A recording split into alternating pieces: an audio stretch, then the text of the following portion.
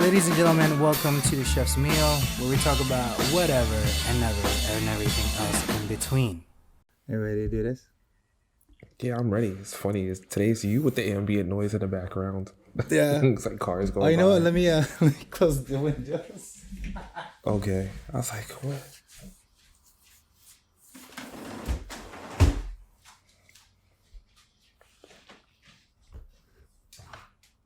So it's definitely super nice outside. So we had the windows open. Oh, for sure. Yeah. Okay. Oh, see, like now it's hitting my head. That's what's up. We'll see how long it'll last. But anyway, rush hour in the building. Welcome to Chef's Meal. My name is Casey. Yeah, what's going on, guys? My name is Sean. We're just two chefs just going on with our lives one plate at a time.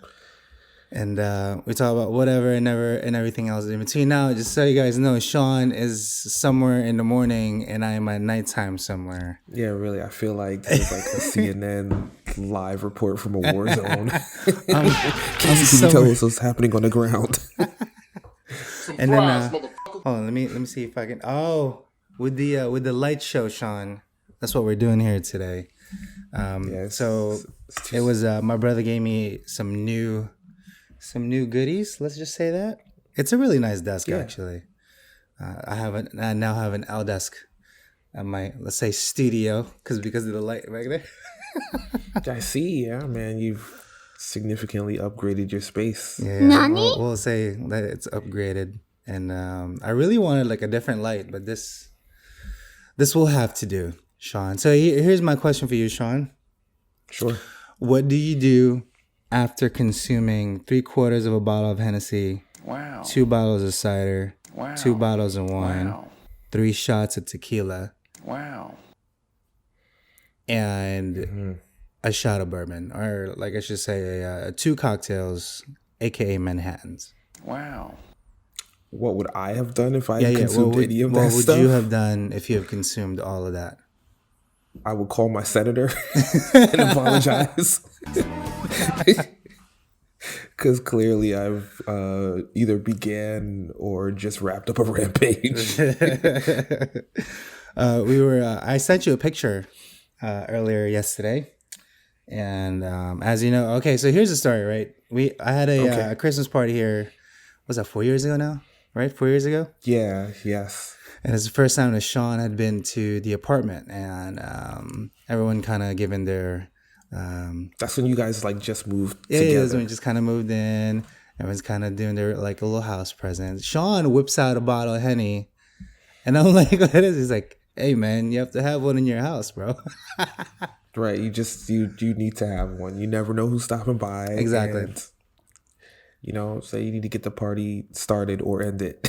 It's just one and the same. So just have this in your house. Yeah, so I had a bottle of Henny for a good 4 years. I haven't really touched it because one, it's a strong flavor. Like it's super strong. Super strong. And I thought Calvin was coming over too. I was like, Cal's gonna need some of this. And it's like, just in case. I don't know. It's like, okay, we're a bourbon drinker, so we're okay at the house, but Henny is like, it's sharper. Like it attacks here mostly, and then it goes into your nose like real hard. And if you're not used to that flavor or that sensation, it will kind of it's a little off-putting. I'm not gonna lie to you. So that's why we have that. Every sip is just ask the question: are we doing this? Are we doing this? And you take another sip, and you're just like, I think we're doing it, and it asks you again, are we doing this? Yeah. And then add the third sip, you're like, yep, we're doing this. We've done it. So I downed half a bottle of Henny myself. Oh my goodness, man, that's at crazy. 9 a.m. in the morning. Sean, I started day drinking at 9 a.m. yesterday. Was it yesterday? Yesterday, right? Yeah, yesterday. No. Yeah, yesterday. Yes. No, Sunday. Started day drinking Sunday at 9 a.m. It was my birthday, by the way, just to let everybody else know. Man. I am now 34, a.k.a. 35 in Asian years. And, you were explaining this to us Saturday, and there was a general confusion, just like, how are you both 34 and 35 at the and same not, time. let's say, born on like a leap year. So in Asian culture, we usually follow the the Chinese New Year, the leap Okay. year, the years in the moon. The It's lunar the same calendar. exact thing. If you were, it's the lunar calendar, essentially. Like, just for everybody else's sake, our meat products are dated, based on the time of day the moon is in the sky. So it's just like that's what we call Whoa. a Julian date, Okay. right? We follow the Yes. Julian calendar for meat, same exact thing as if we were counting our years in Asia. So technically, and here's how the kind of the gist of it is: if you're born, no matter what year you're born, after after after August, or no, after July. If you're born after July, let's say August 1st, right? Okay. Let's say you're one, or you were just born August 1st. At the top of the year, January 1st, you are technically 1 year old. That's just how we count it. However, if you're born before July, then you're Okay. fine. You would get one after your birthday. It's a weird kind of, yeah. Just I don't know. Maybe I explained it wrong, but that's how we kind of keep track of it. So I'm born October. I'm born Okay. October 6th. I'm 34 Sunday. As soon as Yes. January 1st hits, I am 35. Right. Yeah. But In but Asian then years. January, or rather October of next You're still year, 35. you're 35. Mm-hmm. But Jan 1, now 36. 36. Yep. Okay. I'm not gonna knock it. Okay. So we day drink Yep. and we ate a lot of food. I had sinigang. I'm gonna bring it over to you. I'll bring a little Yeah, bucket. we were. So there was a plan that Casey already told us that he was gonna make all this amazing food. He's like, yeah, I'm gonna drive it by, and I'm just like, wait, but you're day drinking, so how's that gonna work? Yeah, I was like, oh man, I'm gonna drop this off later. Nope. I stood up. I was spinning. I was like, oh man, because it was the 3/4 bottle of honey, and I was morning cocktails in. I haven't even eaten yet. This is just straight alcohol, and I was like, yeah, I don't think I'd be able to drive today. I know at one point, I think you were streaming on Twitch or something, and like Connor's like, Casey keeps on inviting me to watch his stream, but we're working. Hey, just I don't know how to turn that off. Like, I think you can turn it off yourself, because I think it's automatic on Twitch. Like, as when you turn it on, I didn't mean to go live, but it just, yeah. I was trying to hit the record because I was recording footage. I was playing video games, and I must have hit the live button by accident. Okay. Yeah, we're laughing. We're like, are we supposed to watch this? I'm like, it's slow. I was like, it's imagine not that if slow. it was live and I'm just like cooking shit, eating it in front of the camera, so you guys could be having this, but you can't. That's a little messed up. I'm not gonna lie to you. That's a little messed up. Now, Sean, how's your week? Do you have? Should we talk about the two funnies that happened at work? So we talked about what our other employee where he was half asleep. The two funnies happened in the same person, in Rosie, and I'll name him because he doesn't have social media. He doesn't. This man is older. Okay. He doesn't really have any kind of Facebook or whatever. So I even told him, like, Rosie, we're gonna talk about you. He's like, oh, it's okay, whatever, it's fine. Would you want to share with them the first one? Well, because I wasn't. All I overheard was the actual punchline from him. You were right there next to him. Oh yeah. So like I said, Rosie's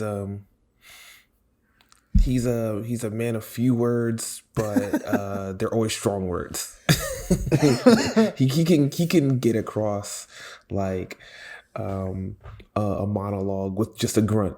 So Yeah, whenever yeah. he gives you any more than that, like you just your ears are open and the eyes are open as well. So one of our other coworkers, he's like, oh man, I need a new chef coat, and he's like, oh, I'm looking for like a size. What did he say? He needs like a He said extra large. he wanted a large, right? Oh yeah, he said he wanted like a large, right? So I'm like, wait, all right, we just got in some new coats. So I'm like, all right, let me see what we have. So I go and I check in the little supply closet, and we don't happen to have his size, but I happen to have like an extra one just in my bag that I just washed. So I'm just like, all right, hey man, you can have this. And Rosie just looks at him and he's like, what size you need? And the guy, he's like, oh yeah, I'll just take a large. He's like, one large? He's like, you need like double X, you need like triple X. And he just kept on, the rest of the night, he just kept on adding X's, man. I'm just like, chill out, dude. Like, Yo, Rosie, what are man. you doing? Rosie also wishes a happy birthday to you. But in relation to the rest of us, you, sir, are a baby. He's Casey, baby. Yeah.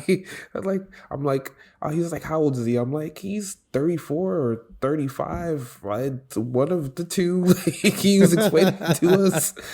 I was like, I'm gonna go with his license. His license is probably 34. He was 34, baby. Yeah. Our employees are, most of them pretty old actually. Like they're the old vets. They've been at it for quite a while. Which is something that's really cool about where we work is like a lot of the people, like they've literally been there for 15 years, like they definitely bond together, and it's a relationship that can only be fostered after having worked together for so long. Like they legit look out for each other and for us. So again, it's a benefit to the building and the group of people that we work with. Yeah. Sean mentioned this quite a while ago. Like any given shift, there's just about 100 years of experience in the building, just with our employees, because they've been so at it for so long. I mean, I think Sela and German alone been there 15 years, right? Or German and Blanca. Been there 15 years. That's half my life, pretty much. And they're just cooking. Right. And that's exactly it. And again, you factor Rosie with his life experience, and then even guys like Vladdy and Delia. It's like I said, you can get to 100 years of experience really, really quickly, And then, that's why, considering this is only six years into my culinary career, like I never like take for granted anything that they have to say, any perspective that they have, because like they've been doing this since before this was even an option for me. So I might have some experience or some insight that they might, but I never take that for granted, because experience is experience, man. Yeah, man, you can't top it. They've lived a half of your life more than you have just in cooking. That's not them just living, that's in cooking alone. So whatever they have to say, they've seen it. And our cooks are pretty damn badass, man. I freaking love them. To all of them. So Sean, are you ready for Sean's Tech Tuesday? Oh my goodness, I'm not. It's coming right at you. Oh my goodness. It's Sean's Tech Tuesday. Hey, Sean's Tech Tuesday.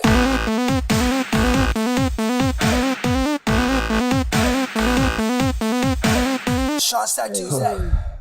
So this Tech Tuesday was going to be a bit of a technology show and tell. Like I was gonna pick out a few things from like my old gaming collection.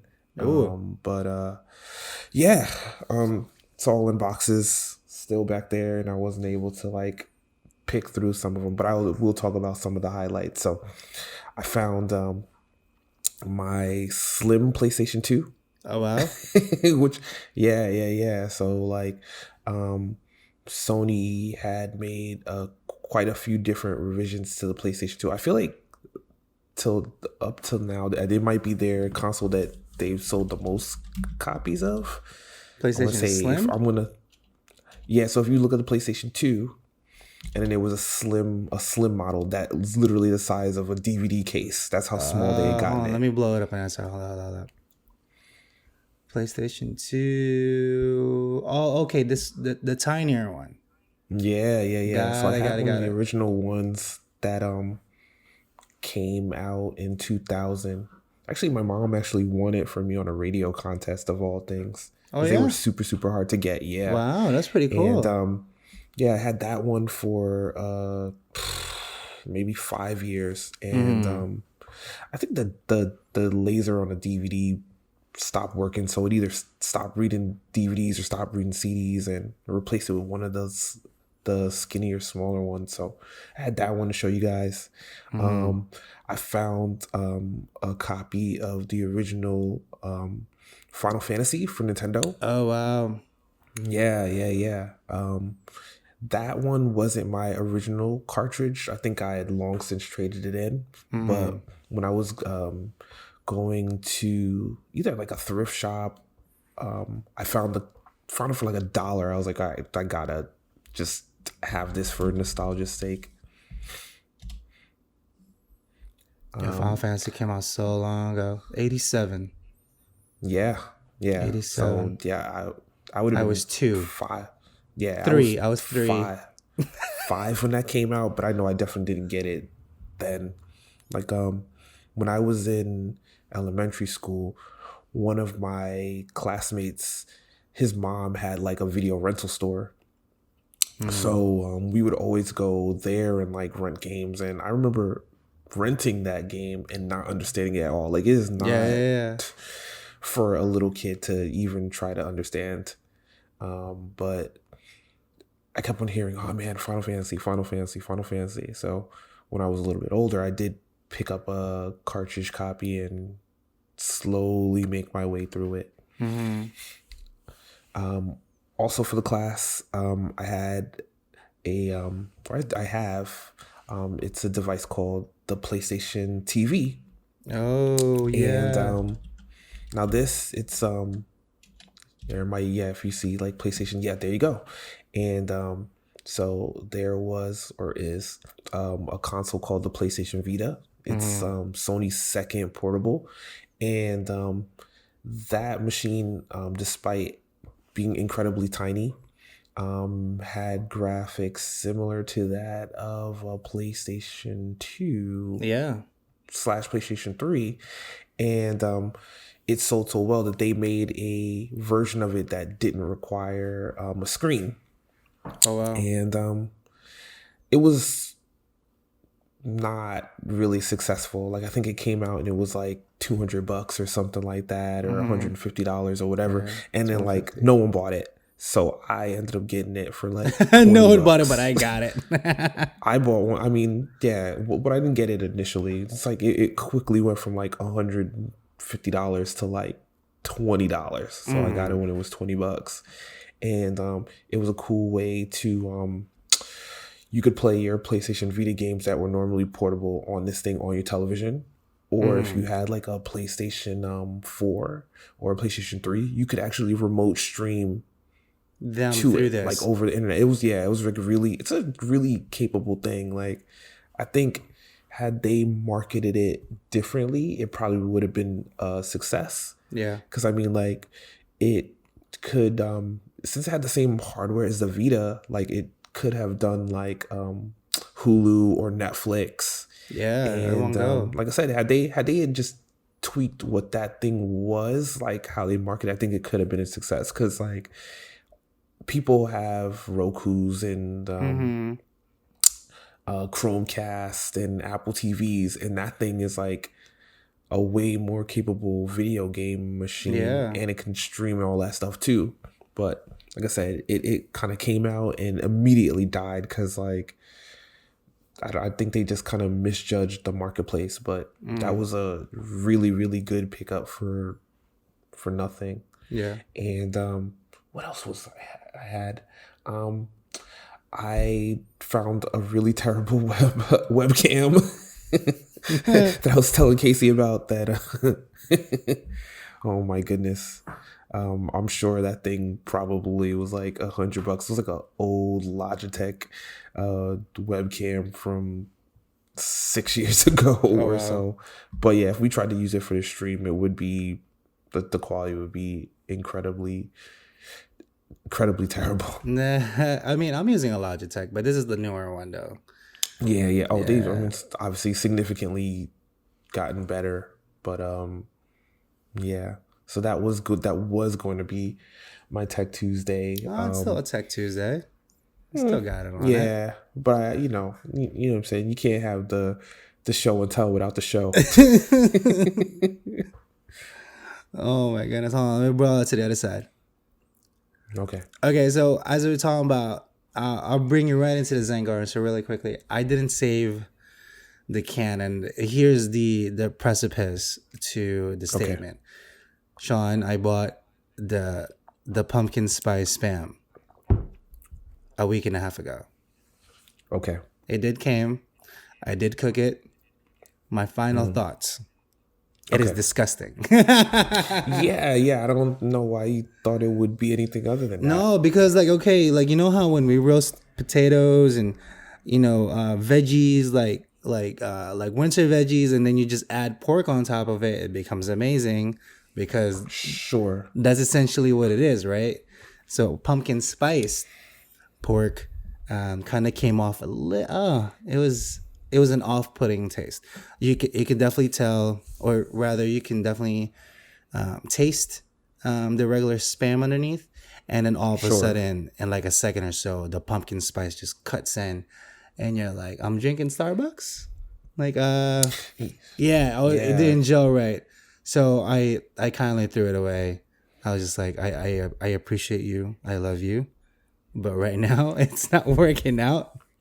So they weren't selling that at stores. You had to special order. You had that, to right? order it. Yeah, you had to order it. Yeah. See, that's one of those things too. So I'm pretty sure they knew like this isn't. It was a gimmick. We can't gimmick, commit store shelves to this. Like we made a batch. Let's just get it. Let's just get it out. It's like when we get force ship something. Nani? Oh my god! It's like, no, you guys want gonna to sell talk about this. force shipping? In our restaurant, sometimes, not sometimes, a lot of times, when we do featured fishies. Okay, let's just put it that way. If the company don't sell it like as a whole quick enough or fast enough, since we buy them at market price in bulk, whatever there is left at the production center, we have to get to use it. So even though we switched features, so let's say 1 week is like salmon, we were pushing it, and then the next week it switches to tuna. Obviously, I won't order as much salmon anymore. I would revert to the tuna, but since they're force shipping, meaning, hey, we're trying to get rid of product, we're going to send you 20 pieces of the salmon extra to what you already ordered. And that just skews everybody's kind of numbers and what we have to sell. And oftentimes, and I hate to say it, it does go bad. So it often goes, into the trash. Or right before it does go, I'll family meal it.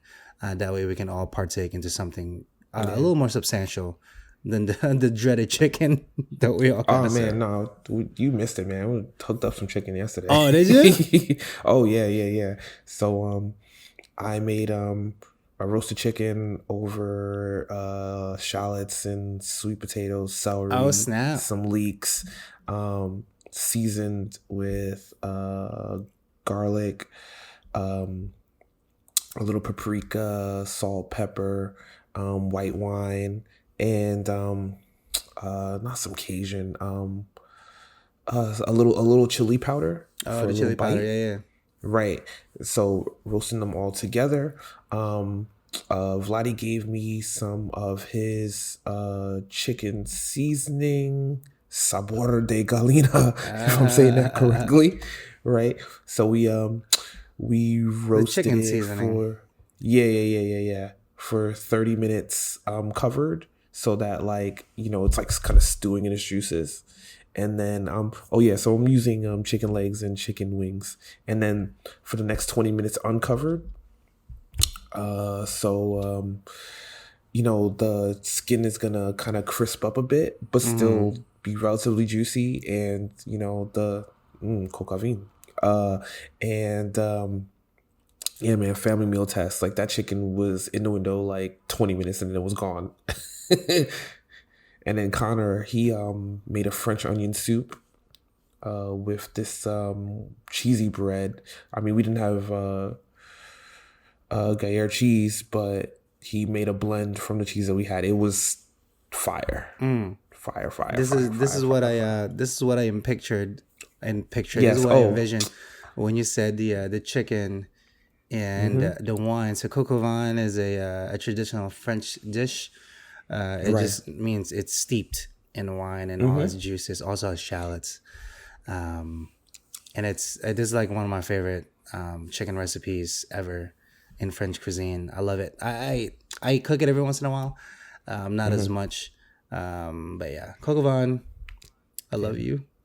The chicken was also garnished with parsley, thyme, and scallions. Like a rough chop of all of it. And then like when everything was done, just kind of tossed it in like the juices and the wine from the chicken. And like I said, in the window, and 20 minutes gone. Like 20 minutes firm gone. I had to put some aside for a little bit aside for my wife because I want her to try it, and some aside for Sylvia because she comes in. She starts her evening shift a little bit later than some of the other people that work there. So, sometimes she misses out, so we put some aside for her. Yeah, our staff are savages when it comes to food, only because it's almost.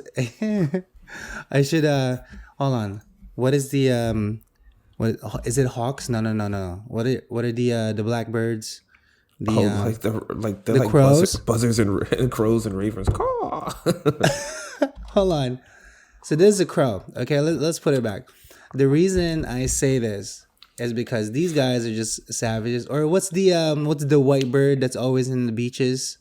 The seagulls. Seagulls. Right. So these things will literally. These are rats in the sky. We call them, right, because they will eat anything and everything as soon as you kind of throw it out there or put it out. I feel that's our staff, our front of the house staff. What's funny to me is like it's only when the food is good though. So like the food is the window, and they're then only like, picky. They're picky seagulls. Someone takes a bite, and then like they're like, "It's good." Caw. And then everyone doing the baby call. Yeah, they descend on it from main station, and then all of a sudden the food is gone. Yeah. And it's just I don't get. It's almost like, and guys, I don't want to say that we don't feed them, but I'm just saying that in a restaurant, some of the items or some of the foods will go to them if it's a mistake or somebody misfired it. Absolutely, but I just feel like they don't eat, like at all. So whenever they get a whiff of food or there's something that's just extra, they can go, and it's like it's instant. As soon as it hits, something says free. Their spidey senses tingle, and then it's just fucking like gone, just like room. They just all kind of flock in and then out. I kind of feel bad. It's just like, guys, it's like, do you guys eat at home? Like, what's going on? Like, I understand we're in a restaurant and you guys can have food, but I just feel like I'm prohibiting them from eating or something. I don't know.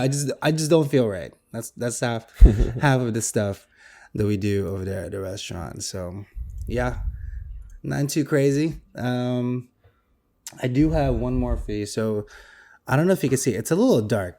I'm kind of pointing to it. Do you see that little balloon in the back there? Well, anyway, I have a balloon. Birthday balloon? I have a birthday balloon. Okay. So Caitlin likes to get me birthday balloons during the birthday, and it'll last all the way till her birthday. But that balloon specifically, it says "Happy Birthday" with a bear on it. Oh my goodness! Now I think they missed some Henny out for that bear. I think they missed a prime opportunity because it should have said "Happy Birthday" with a BEAR, but they didn't. Happy bear. They missed a really good pun. and they should have increased the price by like, I don't know, $4 or some shit. We're just having that, that play in words there. But I think they prime opportunity missed. They didn't nail it on the head, but it's okay. I forgive them. So I Sharpied it in there instead. Yeah. And I will forever have that PTSD, Sean. Forever. It's oh, actually, you know what? Hold on. Give me a second. Let me see if I can pull it up. So I have hold on, let me see if I can get it in. So did I tell you that I processed all of the pictures from the trip? No. So I went this is like, these are the straight pictures from the trip that we did, and these are all captured in film.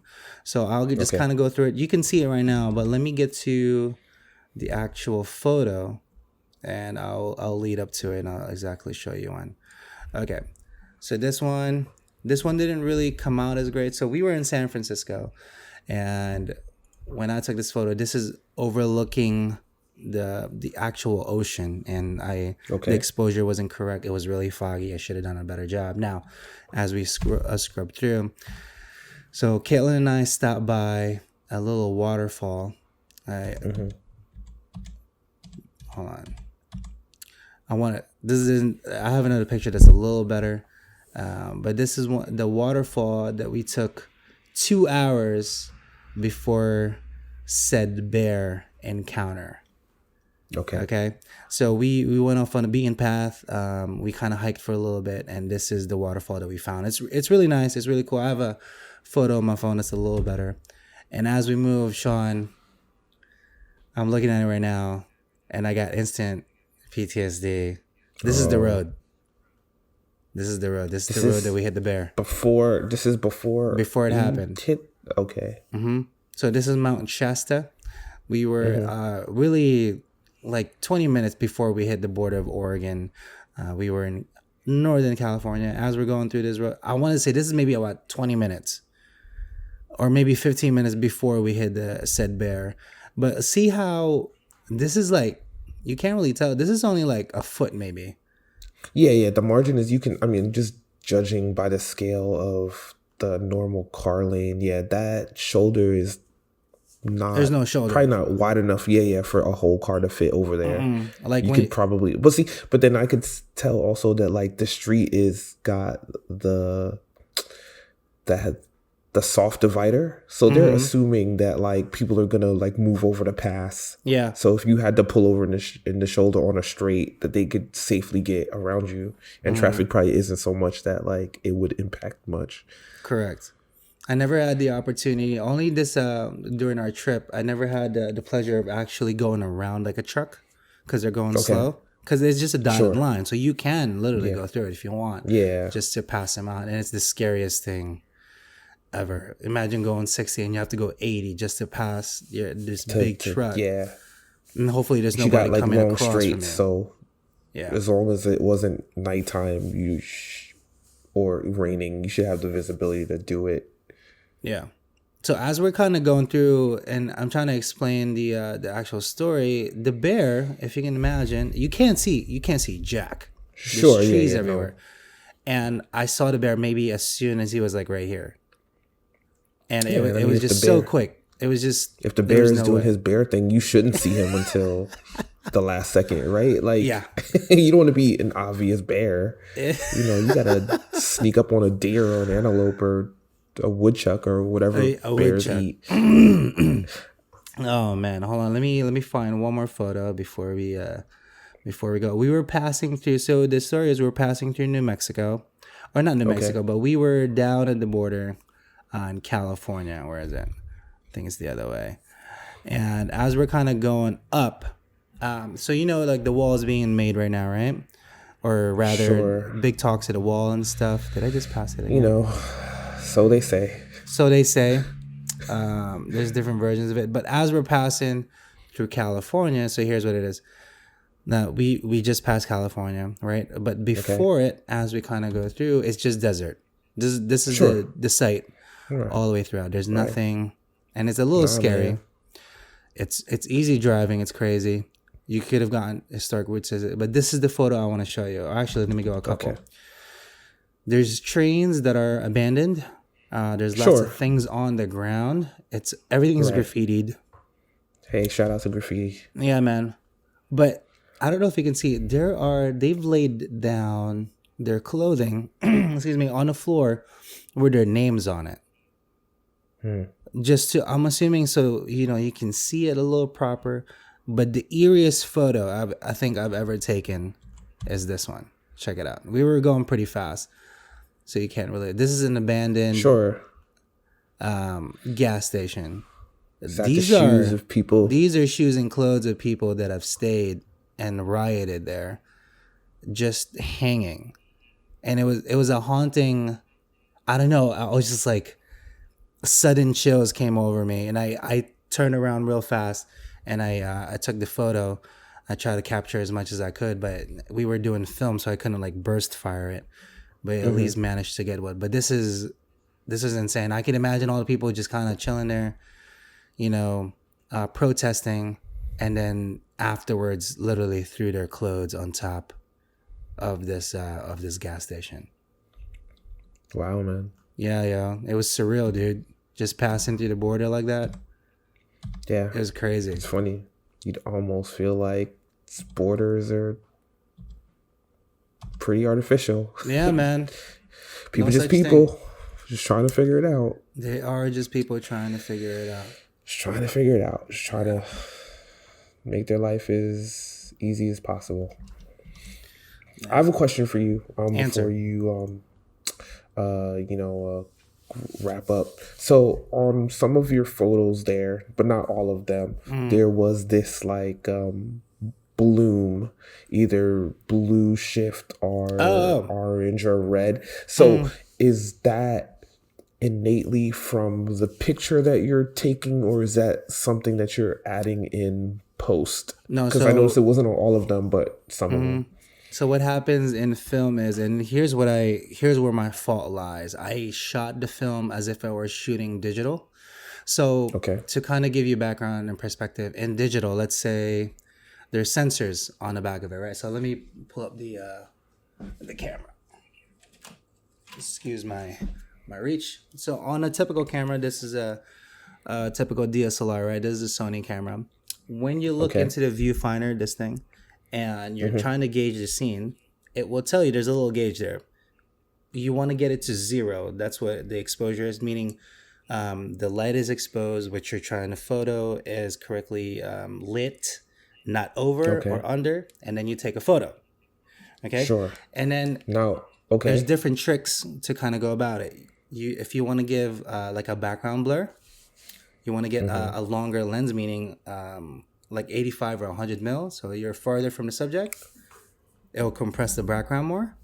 And you want to go to a lower f-stop, meaning like a 1.8 or a 1.7, and it just that's just the amount of bokeh it can achieve. Also the amount of light it can go in. So to kind of cheat about it, you want to set it at its lowest and hike up the shutter, meaning the time that the photo snaps down, and it'll give you an exposure.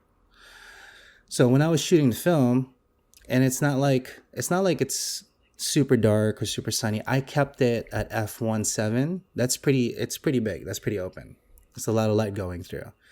The fastest shutter that it can have on that on the film camera is 1,000. It's not enough. It needs to be like 3,000 or 4,000. So the light doesn't leak in. That's what those blue bars and the orange things were. It didn't close fast enough, thus it was overexposed. Now on the film one, I have a little or let me pull it up. On this one, there's a little gauge. So this is the film camera that we photographed everything. This is a Yashica GSN. On the top of it, these little 2 bars, it tells you under or overexposed, right? Okay. And when you're looking at it, there's a little light meter that goes over. It tells you if you're over or underexposed. Now, when I was taking a picture, since we're going so fast, I'm literally just on the fly trying to move it as fast as I could take the picture. Click. Right? Sure. Because we are on the car literally 80% of the time. And that's where the fault lie. And I should have known better. And as a photographer, you want to be able to gauge the scene. If it's sunny out, and if you're shooting film, literally your bread and butter is the f-stop. So you want to go, if it's sunny out, like f4, f5, f8.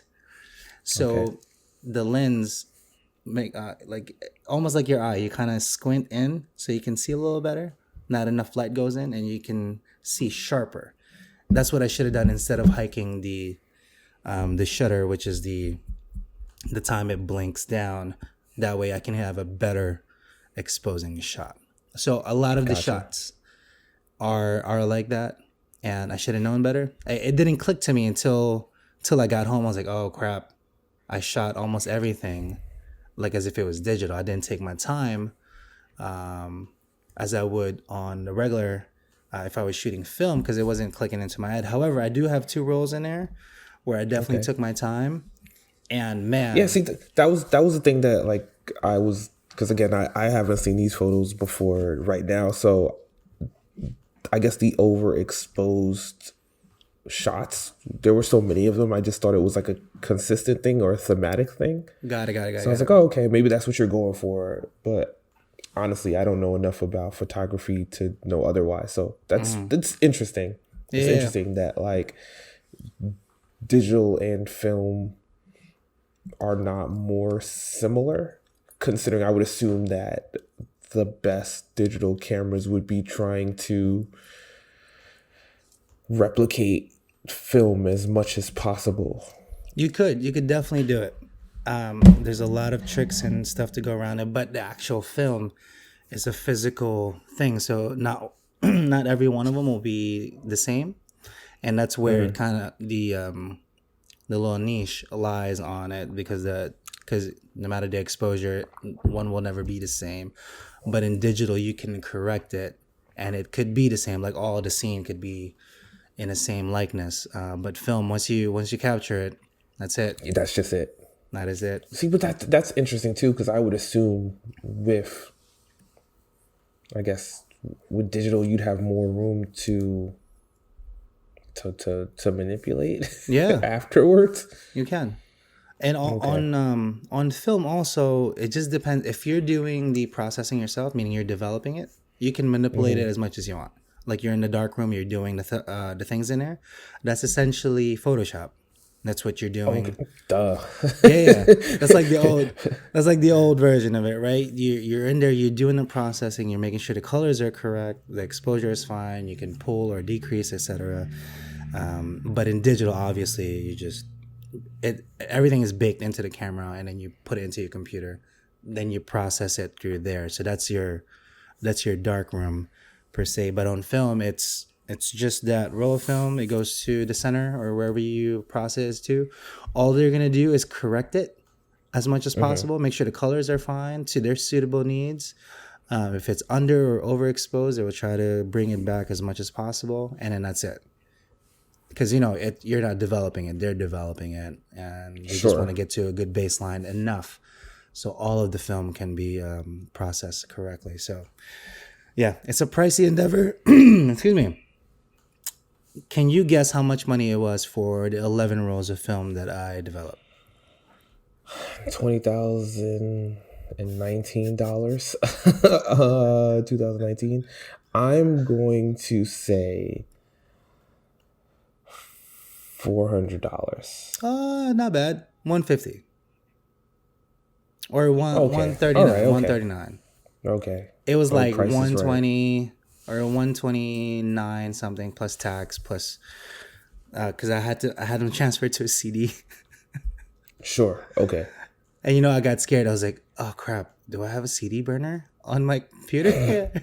Yeah. Who has CD burners now, right? I ran into that question not too long ago. So like my mother-in-law, she'll go to like like social events and parties, and sometimes like the DJ will like make a mix of something, and she's not shy. She'll like, hey, I want the music, give me the music. And one time the DJ gave her like a USB drive, a thumb drive with all the music, but she didn't have anything to play off. At least at the time she didn't have any. So she hands me, she's like, well, can you put this on a CD? And I'm like, yeah, sure. And then I get home and I'm like, none of my computers have a CD burner. At least none of the ones that I had access to at that moment. Like this laptop has one, my desktop has one, but I was just like, yeah, when was the last time I used when was the last time I used like it, right? A CD. I mean, I haven't had pretty to much use at it. this point, everything is digital. I mean, even the games I play, I don't buy this from the store. It's just I don't either. digital. It's like, give me some hard drive space. That's all I need. Yep. But yeah. So CDs, man. Yeah, CDs, man. This is a way of life. Like not too long ago. Way of life. Remember the Walkmans? Yeah, boy, do I. Oh man, we could do an episode on Walkman. Maybe we'll do an episode on Walkmans. Yeah, we'll do an episode of Walkman alone. But as we're kind of closing though, like I said, the holiday season is right around the corner. It is October 8. It's October. Right. At least when we're recording this. Still a little hungover, Sean. Don't tell him that. October 8th. We only have just about 6.5 weeks. So Thanksgiving. If you haven't already, make your plans. Make sure everything. Like in a restaurant, we want to make sure we are a week early. So on the actual physical day of rollout, as we call it, we are prepared. Everything is ready. The staff has already tasted all said meals. We pre-mealed it, and this is like kind of what we do on a weekly basis. We're kind of giving you guys tips on how to do so in your own home, because I think restaurant stuff can be easily done at the house. The only difference is in a restaurant, everything is accessible in a bigger space. Where at home, everything's in your fridge.